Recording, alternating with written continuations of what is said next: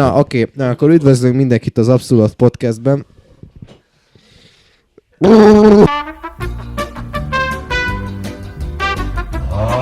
Máté, kezd te szerintem. Kezdjem én? Kezd te. Jó, hát akkor hello. Még nem csináltunk ilyet, ez ilyen beszélgetés lesz most. Itt van velem. Csontos Milán. Gurszki Gergő. És Gurszki Máté, vagyunk az Abszolút zenekar, és ilyen dolgokról fogunk beszélni. Na? Mi na? Mi legyen? Na hát ugye, mi na? Ezt a kérdést tettem ki amúgy. Emberek tettek fel nekünk ilyen mindenféle kérdéseket. Ez majd a végén rá fogunk térni, viszont előtte fontos elmondani, hogy lesz nekünk egy kislemezünk, egy első, vagyis pontosabban egy második kislemezünk? Második, igen. Második.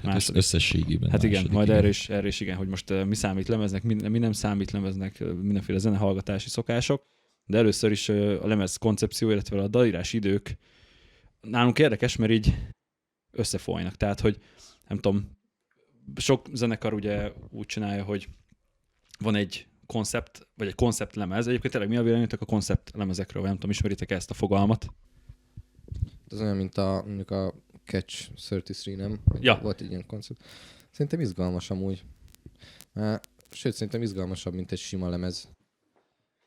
Hát mindenképp egyedibb, igen. Tehát, hogy visznek bele ilyen storytellinges elemeket, vagy hogy egy ilyen overarching, átszövő sztorit raknak így a lemezbe, meg interlúdok, meg kitalált karakterek egyébként a 21 Pilotsnek.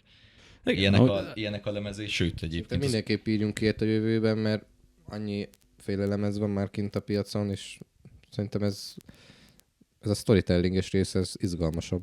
Hát igen, több elemmel is össze lehet fűzni egy konceptlemezt, ugye van, most erre picit rákészültem, mert pont egyébként a Rivers of Nihilnek az első 3 lemeze is hallottam, hogy konceptlemez, valamilyen idegenek megszállják a földet, és azt a sztorit szedi össze.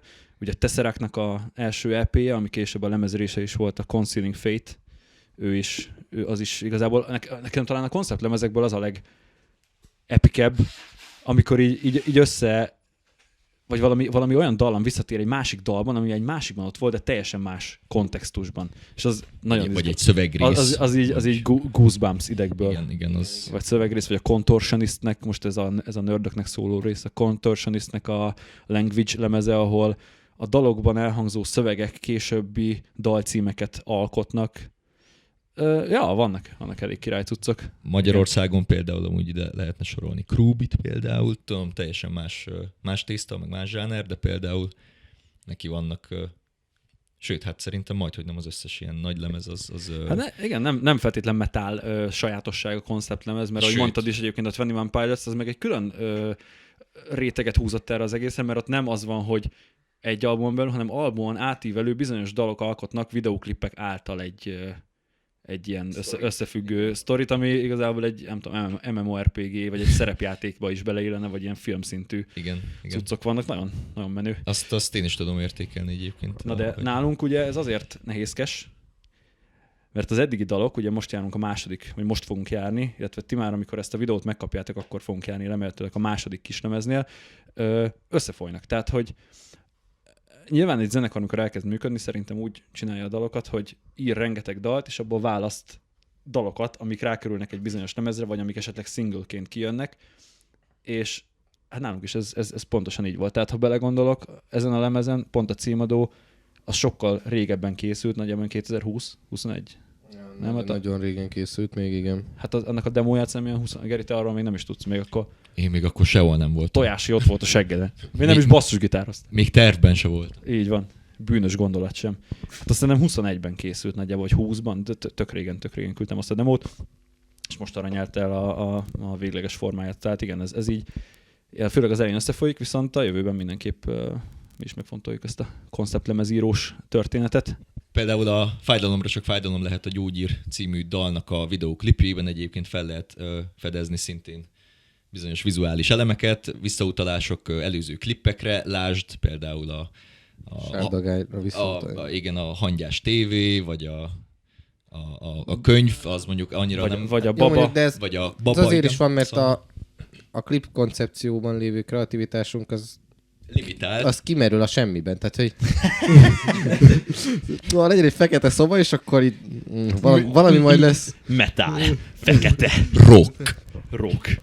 De nem, igen, de hát egyébként ez olyan szinten, vagy olyan szempontból is érdekes, hogy itt tehát hívjuk most kreativitásnak jobb szó hiány, azt most itt a limitációnk szüli, tehát hogy nem akarunk, vagy nem tudunk egyszerűen több milliót rákölteni egy klipre, ezért ilyen visszautalásokkal, meg ilyen egyszerű dolgokkal próbáljuk feldobni, ilyen elemekkel. Írtam még ide olyan témát, hogy érdemes-e albumot kiadni, vagy inkább single. Ti mit gondoltok erről? Erről egyébként ez pont egy ilyen belsős vita volt, hogy most ez a lemez, és még mind nem tudjuk, hogy lesz. Nem csak rajtunk múlik. Egyébként február 7-e van, aznap vesszük le. Tehát egy hónap múlva lesz a lemezbemutató, és kevesebb, mint egy hónap múlva jelenik meg a lemez. Így van, és akkor hát igen, még azért egy-két felvétel az még hátra van, ez nem titok, de inkább ezt az előző album, vagy előző kislemezre gondolok, hogy ott ugye úgy döntöttünk, hogy ki voltak adva szingleként, aztán meg így összegyúrtuk. Nem tudom, nekem a lelkemnek, nekem jobban esik, hogyha össze van gyúrva egy lemezként több dal. Kérdéses, hogy itt mennyi meglepetés marad mondjuk a hallgatónak, mert most visszagondolok a kevés lemezre, amit tényleg végighallgattam, egy az egyben is vártam is, hogy kijöjjön. Ott az volt, mondjuk az ilyen 2013, a Triviumnak volt egy lemezem, nem fog eszembe jutni a neve, Vengeance Falls, 2013-as lemez, amit megrendeltem az internetről, és 2 single volt kint rajta nagyjából, és 10x számos lemez, és nagyon vártam, hogy egybe végighallgassam, és szerintem manapság ez egy kicsit kiveszett, nyilván ebben benne van a social media, meg ugye a figyelemnek, vagy attention span, nem tudom, hogy mondjuk magyarul lerövidült egy kicsit. Meg nyilván az is, hogy az AI az is tud már zenét írni, aztán hát ez meg már egy külön podcastnek a témája lenne. Szerintem még nem tartott zenei szempontból, hogy összehasonlítható legyen. Vagy tehát olyan, érezni, ahogy ilyen műszagú, vagy nem tudom. Hát persze. Szerintem soha nem fogod tartani, tehát a zenét, a zene az művészetet, és egy robot az nem tud olyan érzelmeket és gondolatokat és történetet átadni, mint amit egy ember át tud adni egy embert. Tehát szerintem lehet, hogy tud majd írni olyan zenét az AI, mint az ember, sőt biztosan jobban tud dobolni az AI dob, mint én, de soha nem lesz az, hogy át fog tudni adni olyan emberi gondolatokat és érzelmeket, mint amiket az ember a művészeten keresztül ad át. Tehát szerintem ez soha nem fog.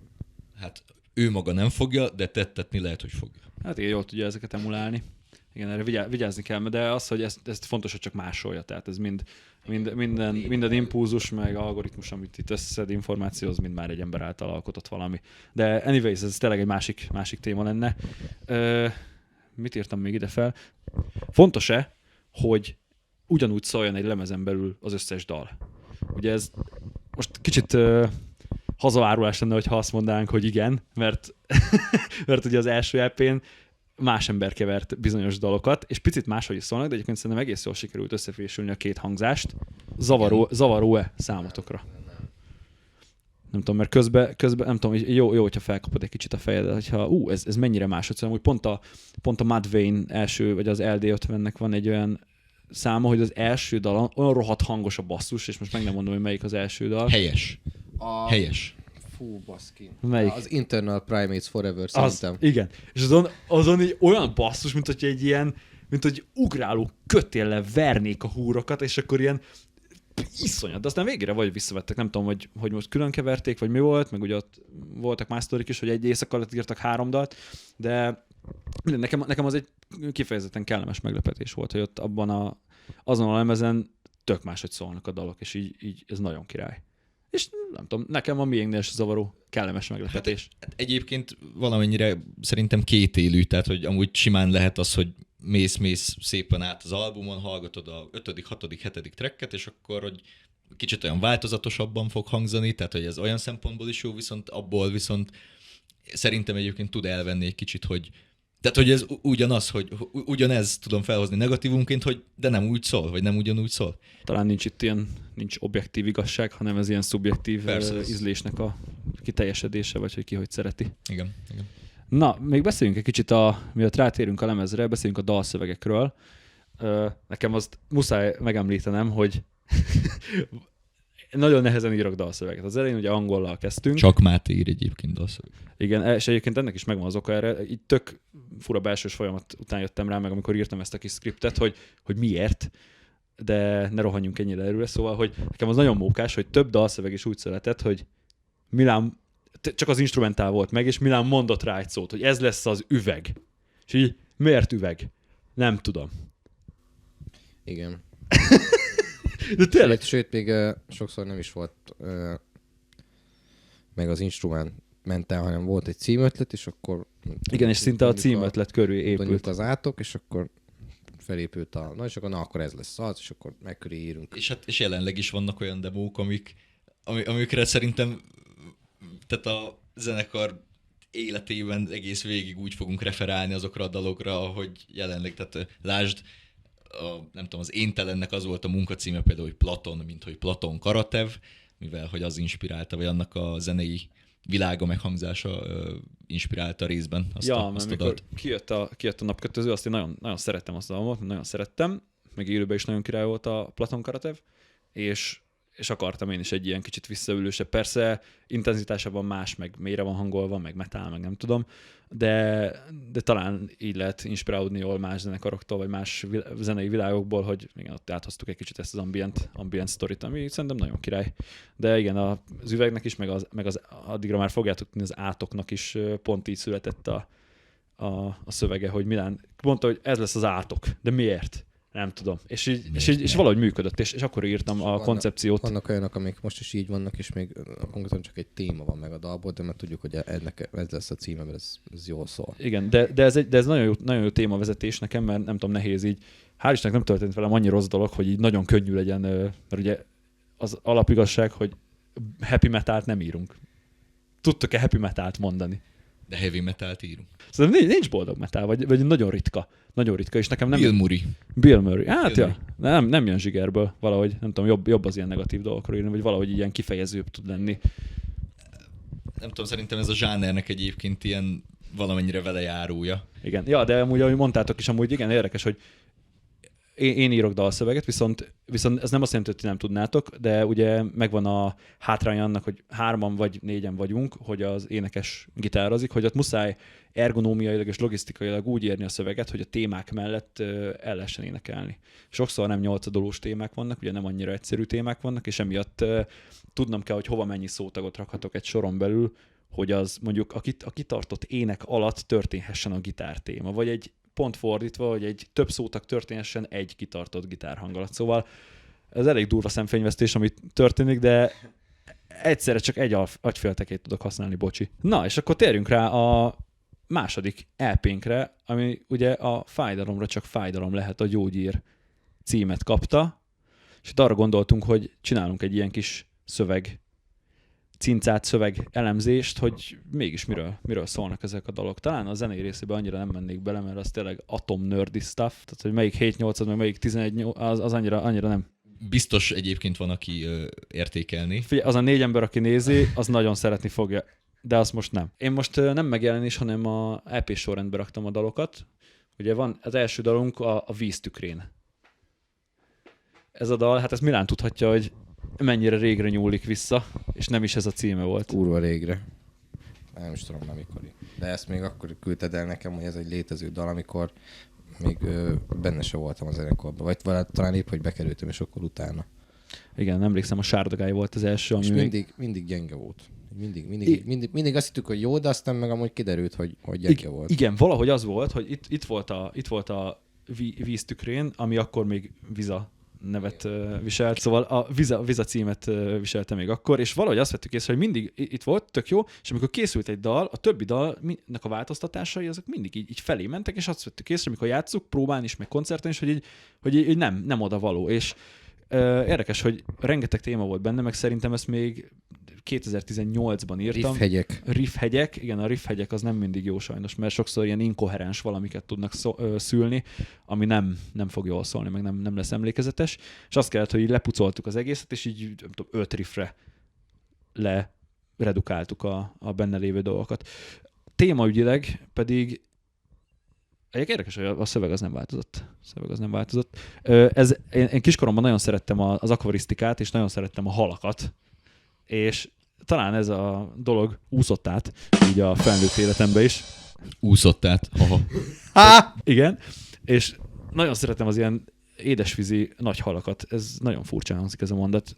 És a vizákról voltunk egyszer a Tiszatavi Ökocentrumban, és ott megihlettek ezek az óriási őslények, amik ilyen dinoszaurusz szinten 60x millió évvel ezelőttről maradtak itt, kis túlzással, és Magyarországon az 1900-as évek elején, ugye, ahogy a Dunára mindenféle gátakat telepítettek, ők nem tudtak így felúszni, mert ha jól tudom, ez egy alapvetően ilyen deltatorkolat, vagy tengeri részeknél, vagy így a folyóknak a lentebbi részénél lakik, felúszik, ott lerakja a petéit, vagy az ikráit, utána pedig visszamegy. És egy ilyen metaforikus ember-hal környezetvédelmi háborúra gondoltam, amikor ezt a szöveget írtam, hogy szegény vizák nem tudnak visszaúszni. Erről szól ez a dal. Szóval, ja, ez egy elég, de talán, nem tudom, nehéz kitűnni a mai világban, de talán így a dalokkal, de talán mi itt így a furcsasággal próbálunk egy kicsit. Ki a tököm ír a halakról? Ne a kalappal, aki tényleg belolvassa, hogy amúgy ez erről szól. És hát ezelőtt meghallgatta, vagy úgy van megcsinálva, hogy most ilyen időhurok. Igen, egy kicsit ilyen mókás, de mindegy. A következő dal ugye az Átok, amiről beszélnünk kell, ez már a mai adásban elhangzott, hogy Milánnak az ötlete alapján történt. Sőt, egyébként érdekesség, hogy gitáron ő írta a fő témáját, ami rengeteg fejfájást okozott a megtanulással, viszont igen, megérte. Jó nehéz. Ez Átok, ez a címe ellenére egyébként egy alapvetően pozitív dalnak szántam. Van egy ilyen személyes szabályom, hogy valahogy ilyen politikai, meg vallási témákat, azokat úgy valamilyen nem szeretem érinteni, mert lehet, hogy talán egyikbe se vagyok benne eléggé, hogy exakt véleményt nyilvánítsak. Viszont ebbe egy picit talán így nem is a vallás, de így a hitvilág az így van érintve. Ez ugye arról szól, hogy nincsen semmi, nincsen sors, csak hús és vér vagyunk, és mi magunk irányítjuk a sorsunkat, és hogyha valami rossz történik velünk, az nem feltétlen azt jelenti, hogy a világ ellenünk van. De egyébként érdekes, mert amúgy pont annak ellenére, hogy ezt mondom, a költői én, vagy akiről éppen szól a dal, ez nem személyes tapasztalatról van, ez csak egy kitalált történet. Ő küzd egy kicsit, mert van benne ilyen sor, hogy a porszem vagyok az ében, tehát egy kis semmi, meg hogy húzogatják össze-vissza így ezek a kötelek, meg hurkok, és nem tud szabadulni, de ő maga szabja utána az útját. Szóval, ja, eléggé deep lett ez a szöveg, de nagyon szeretjük ezt játszani élőben, meg egyébként így szerintem a mondani valója is jó. Húzás, hogy szeretjük. Hát, ez mint amikor a Meshuggah Breed-et játszol, nagyon szeretem. Nagyon szeretek 8 percig idegrohamot csinálni a lábommal. Igen. Nagyon szeretek 100%-ban a dalra koncentrálni, és amúgy nem is figyelni arra, hogy mi történik, csak arra figyelni, de basszam el. De basszam, hogyha elbaszom, akkor az egész zenekar elcsúszik, és a HD is. Te miről beszélsz? Full playback az egész. Persze. Na, a következő track az Éntelen, ami a felvétel időpontjában már kint volt. Ez tulajdonképpen egy olyan esemény köré épül. Itt egyébként nincsen feltétlenül exakt esemény, ami velem megtörtént, vagy esetleg volt, ami egy ilyen ego letörő, egy ilyen ego death. Egyébként pont több más zenekartól is. Mutasd csak azt a könyvet, ami ott van a éjjeli szekrényen. Ja, ezt a kettőt. Ez most, igen. Igen, ez a két könyv is megihlette ezt a... És egyébként ez nem skriptel, tehát ez most tök véletlen. Két könyv is meg Kányádi Sándor? Kányádi Sándor, ki vagy te? Nem, az egyik egyébként Ryan Holiday-nek az ego az ellenség, a másik pedig Dr. Almási Kitti, aki egy magyar pszichológus, igen, vagy ilyen klinikai szakpszichológusnak az egyik könyve, ez a Ki vagy te. Ez mind a kettő, az egyik két vonatkozása van a dalnak. Az egyik az ego a kérdését járja körbe, hogy sokszor ez rontja el az emberi kapcsolatainkat, ez az, ami hátráltat minket abban esetleg, hogy előrébb lépjünk az életben, mert a büszkeségünk nem hagyja, és ahhoz, hogy annak érdekében, hogy ezt meg tudjuk lépni, ahhoz le kell vetköznünk ezt az egót. De kérdés, és akkor innen átvezetném a másik könyvhez, a Ki vagy te, az pedig az önismeretnek az ilyen felső rétegeinek a feszegetése, illetve kapargatása, hogy mi az, ami marad, amikor tényleg így legbelülre lemész. Kimarad, majd ha kimarad az önazonosság, ugye? Pont ez benne van a dalban is. Illetve az ego, az latinul, én. az én. Na, és igen, ez egy tök jó meta kontextus, az ego az ént is jelenti latinul, és ugye kimaradott én, de mi az az én? Tehát kicsit így ilyen nyitott kérdésként maradt meg ez a dal. Úgy is lehet szerintem felfogni az ego, mint sötét én, ami ugye visszavezethető mondjuk a Sárdagályra, az előző lemezről, a egyik dalunkra, ami pont erről szól, hogy van egy negatív oldala mindenkinek, ami klisésen hangzik, de attól még igaz. ami így el akar pusztítani, vagy legalábbis nem a feltétlenül legjobbra, vagy a legnagyobb növekedésre törekszik. Igen. Következő dal, a Fájdalomra csak fájdalom lehet a gyógyír, ami ugye a második EP-nek a címadó dala is. Ugye ez elhangzott már, hogy nagyjából 2021-ben küldtem ezt a dalt, és az volt a munkacíme, hogy Secret, mivel titokban meg akartak titeket lepni, mert eddig mindig ilyen középtempós dalaink voltak, aztán ez most ilyen jó gyors volt. Hál' Istennek. Hál' Istennek, igen. A középtempós dalból sok az nem esik jól az embernek egy idő után. Na mindegy, de ez egy ilyen tök jó gyors dal lett. Nagyon negatívan hathat egyébként ennek a címe is, viszont ez sem feltétlenül negatív dolgokról szól, de talán ez is így az embernek az előre jutását, vagy az előre haladását szolgálja. Két dimenzió is van a dalnak. Első körben, és egyébként ez sem személyes tapasztalat, egy ilyen bizalomvesztési folyamatnak ból való kihátrálás, vagy egy ilyen kimászásnak a folyamatát írja le. Ugye, amikor megtörténik a baj, vagy történik valami negatív, akkor ugye azt csak megszakítással, vagy egy ego, egyébként ez tök jó átkötés. Megszakításos módszer. Szóval az, hogy megszakítod a kapcsolatot azzal, aki mondjuk akivel már nem tudsz tovább beszélni, de ugye ez rossz érzést szül benned. Ugye itt a tűz, vagy fight fire with fire, ez hogy mondjuk magyarul? Talán. Harcolj a tűzzel, a tűz ellen. Tűz ellen? Harcolj tűz ellen. Igen, talán ugyanazon eszközzel kell szembeszállni egy adott dologgal, ami ő maga. A másik, mondjad, Geri? Akkor alkoholra csak alkohol lehet a gyógyír. A dalnak van egy másik vonatkozása is, vagy egy másik dimenzió, amiből táplálkozik. Ez egy ilyen történelmi kapcsolat.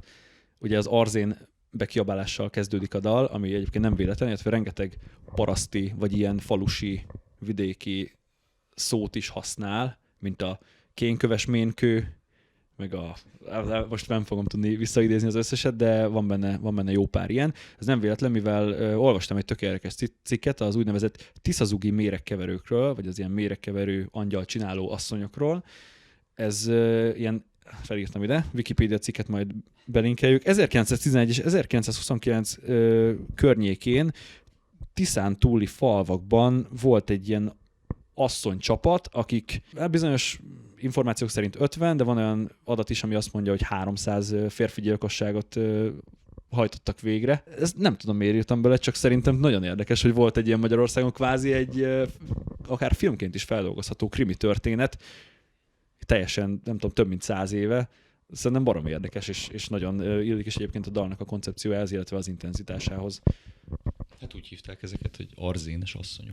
Igen, azt mondom, igen, arzénes asszonyok, angyalcsinálók, igen. Elég epic és elég dark story. Igen, érdekes. Egyébként igen. Igen, hát ez még egy olyan téma, ami nem tudom így... Ez egy ilyen... Nem hallottam még ilyet, ilyen kicsit ilyen formabontó szövegírás. És az utolsó dal pedig a Bálvány, ami a lemezen lesz. Ez egy... Hát ez egy olyan dologról szól, hogy amikor van egy valaki vagy valami, amit rendkívül magasra magasztalsz, és magad felé raksz, bálványozol, annak ellenére, hogy esetleg negatív hatással van rád.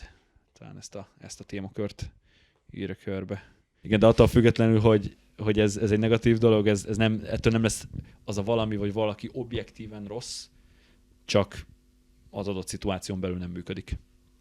Jó, a következő pont az, hogy merre tervezünk tovább menni a 2-es LP után. Van-e már ötlet, irány a fejetekben? A végtelenbe és tovább. csináljuk egy konceptlemez szerintem. Igen, biztos, hogy lesz némi vagy némi kapcsolat így a konceptlemezírással. Ugye már vannak demók, azokat mindenképp tovább fogjuk jutni, viszont ebbe is lesz szerintem még egy-két ilyen 2021-es track, az szerintem. Biztosan, igen. Azt szerintem még van egy-kettő a tarsolyban, aztán azokat mindenképp meg szeretnénk, de azt lehet esetleg szöveggel, vagy milyen szöveg koncepttel összekötni koncepciós lemezzé. Ilyen koncepciós lemez, az nagyon menő lenne szerintem. Igen, az menő lenne. Catch 44. Catch 44, egy ilyen egybe egy ilyet. Az jó lenne. Az jó lenne.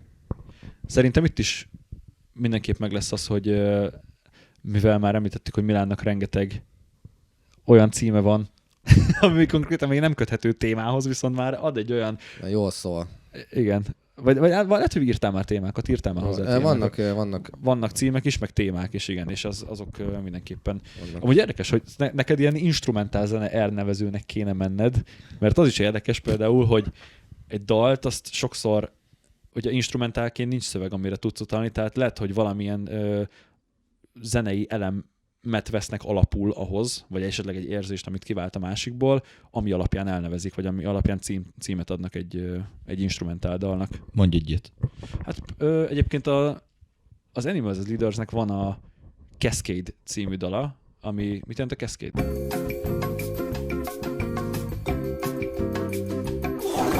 És ott az elején egy ilyen tök durva sweep témával kezdődik az egész, és az egy ilyen örvénylő, ilyen, nem tudom, ilyen sztereó ilyen hatás. a téma benne, hogy...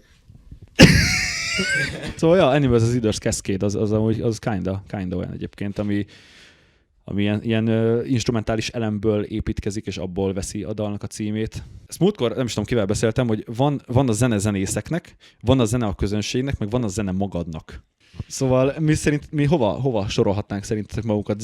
Zenészeknek, vagy talán így a határon, mert amúgy vannak refrének, meg vannak megegyezhető dolgok, vannak olyan elemek, amik szerintem visszadúdolhatók, viszont ennek ellenére nyilván ott vannak a törtétmusok, meg az ilyen nem feltétlen szokványos dalszerkezetek.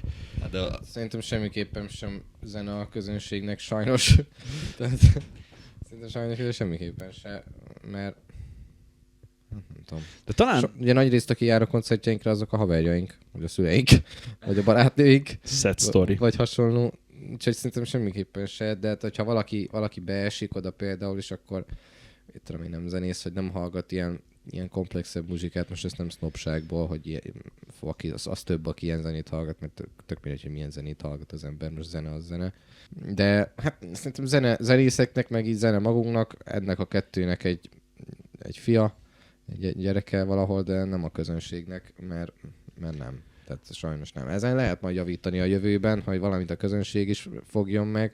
Vagy igazából az a nehéz, hogy megtalálni azt a közönséget, akit ide be tudunk sorolni, hogy na, akkor neki tudunk írni, mint közönség. De nekik meg ugye nagy részük meg sokszor zenész. Pont ezt akartam mondani, hogy igen, szűk réteg, mert... Mi is azért szeretjük a mesugát, mert így jól szól, meg így bele tudunk így gyíkoskodni, hogy na itt ez van, meg mit tudom én, full de király. 58-17-et.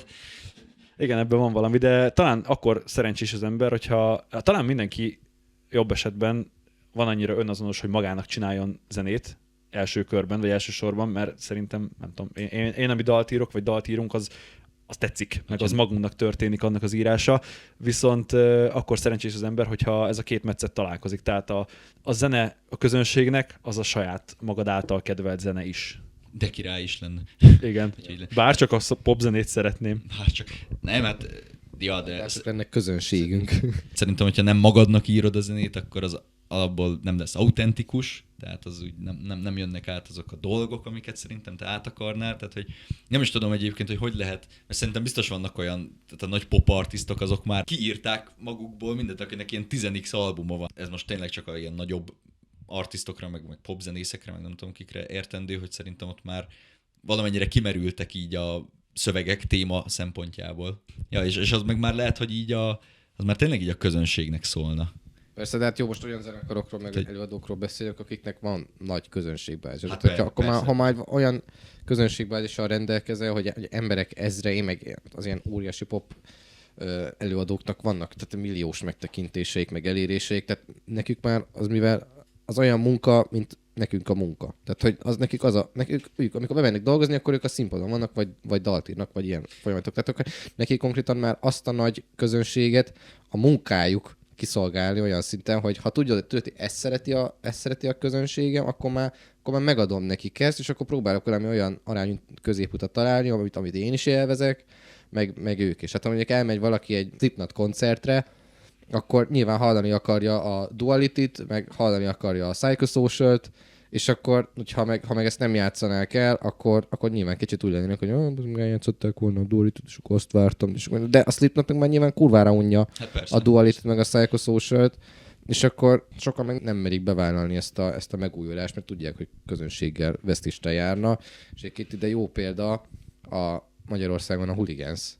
Tehát, hogy a Hooligans, a legutóbbi 2 lemeze, az gyakorlatilag full metal. És akkor ők meg bevállalták azt, hogy na, akkor csináljunk valami újat, újuljunk meg, és akkor most meghallgatnánk a Királylányt, meg meghallgatnánk a legutóbbi lemezükről valamilyen dalt, tehát, hogy hihetetlen. És mégis elmegy az ember a koncertre, aki a Királylányt szereti, és mégis elmegy az is, aki meg az evolúciót szereti, mert hogy tényleg mutattak valami újat, és akkor ezt értékelik. És tudnak más közönségből is meríteni, és bevállalták a megújítást, és működik. Hát, hogy értékelnétek a március 7-i koncertet? Most akkor tegyünk úgy, hogy megtörtént volna? Nem, ez a poén benne, hogy még nem történt meg, csak mindegy. Hát figyelj. Ja, amúgy most... Remélem... Brain fart. Időhurak. Remélem, hogy jó produkciót sikerül színpadra vinni, és hogy akárhány ember ott lesz, az olyan produkciót fog látni, amit még nem látott tőlünk, amit még nem kaptak, olyan impulzusokat. Nyilván olyan lesz a színpadi megjelenés, és így az újításokkal, meg beruházásokkal, hogy szerintem sokkal izgalmasabb lesz. Reméljük sikerül is úgy megszólalni, hogy az tényleg jó legyen helybe. Sikerül megcsinálni a Reaper Project File-t nem 1 nappal, 2 nappal elő a koncert előtt. Foreshadow. Majd meglátjuk, hogy milyen lesz. Szerintem jó volt. Szar. Oké, és akkor nagyjából a kis beszélgetésünknek a végére értünk, viszont voltatok olyan kedvesek, hogy tettetek fel nekünk mindenféle kérdéseket, amiket most én jól fel fogok olvasni, és utána meg jól meg fogjuk válaszolni. Nézzük csak. Első kérdés. Zenekarozáson kívül szoktunk-e együtt időt tölteni? Nem. Hát nem. Hát Mátéval mi igen, többet mi Milánnal, de egyébként Milánnal meg most nem olyan régóta dolgozunk együtt, úgyhogy tulajdonképpen én igen. Igen. Egyébként most én vagyok úgymond a metszetnek a közepe. Igen. Hogy így most... Ja, Gerivel szoktunk időt tölteni, mert jó fej, de Milánnal utáljuk egymást. Igen. És ugye miért is lenne zenekarod olyan emberekkel, akikkel szeretsz időt tölteni? Ki hány éves? 19. 30. 25. Következő kérdés. Jártunk-e valamilyen zeneiskolába? Igen. És most is. És milyenbe? Alapfokú művészeti iskolába jártam zongorázni. 12 évet, most pedig dobolni tanulok a Kőbányai zenestúdióba. Geri, te jártál? Kőbányai. Geri, te jártál középiskolába? Nem. Oké. Én 5 évig jártam, vagy 6 évig a miskolci rocksuliba gitárt tanulni, meg voltam 1-2 énekórán itt-ott. De nagyjából ennyi a zenei képzés. A többi az YouTube. Okay. Vagy Máté tanította meg nekem. Vagy Gerit tanította. Meg a YouTube University, így van. Én tényleg soha sehova, semmilyen zenei képzettségem nincs. De neked jó a füled, az nem ér. Sorry, bro. Következő kérdés. Ki milyen hangszeren játszik azon a hangszeren kívül, amin amúgy szokott játszani a zenekarban? Gitár, zongora, basszusgitár, szaxofon. Flex. Én nem tudok zenélni. Néha előveszem egyébként én is a gitárt a basszusgitáron kívül. Meg nem olyan rég vettem egy MIDI kontrollert, aztán azon elkezdtem ügyködni. Aztán majd valami jövőbeli albumon esetleg egy 2 szám közötti átvezetőt azt majd szeretnék kreálni, vagy csinálni, vagy nem tudom. Majd meglátjuk. Én énekelni szoktam próbálni, meg gitározok, meg néha veszek fel basszusgitárt. Szóval nekem nagyjából ének, gitár, és basszusgitár. Jó, következő kérdés, hogy mikor jöttök Pestiába, illetve mikor játszunk a Snail Garden zenekarral. Na most azt el kell, hogy mondjam, hogy semmikor nem jöttök, mi csak jöztök. Igen. És egyelőre nincsen lefixálva, de az év második felében lesznek tök izgalmas koncertek, majd figyeljetek oda. Vannak ilyen dolgok, amik így merengenek. Majd lesznek. Idén biztos, hogy megyünk Budapestre. Így van. Az is lehet, hogy kétszer is, de ezt még nem mondhatjuk el. Snail Garden zenekarral pedig reméljük, hogy a jövőben ismét, mert ugye már ismét volt szerencsénk velük játszani, és nagyon király volt a robotban. Bizony. Igen. Következő kérdés, változtatás van-e elég? Szerintem ez egy inside joke, mert hát ez az előző zenekaromban ott kikészítettem a többieket azzal, hogy mindig átírtam a dalokat, és de most nem készítjük ki egymást ezzel. Egyébként mi volt az előző most zenekar? Már nem. Collisborn. Check it out. Check it out. Igen, de szerintem mostában nincs olyan sok változtatás, így egész jól szoktak sikerülni ezek a dalírások. Következő kérdés. Mikor éneklünk macskákról, mint a Jó barátokban Phoebe? Bűdös macska, bűdös macska. Egy Jó barátokra is láttam. Sorry. Viszont a Toolnak van egy száma a 2001-es lemezen, a Mantra, ami igazából egy macskanyávogást lelassítva, és ilyen iszonyat durva élmény meghallgatni, szóval ja, azt hallgassátok meg. Ők megtették helyettünk.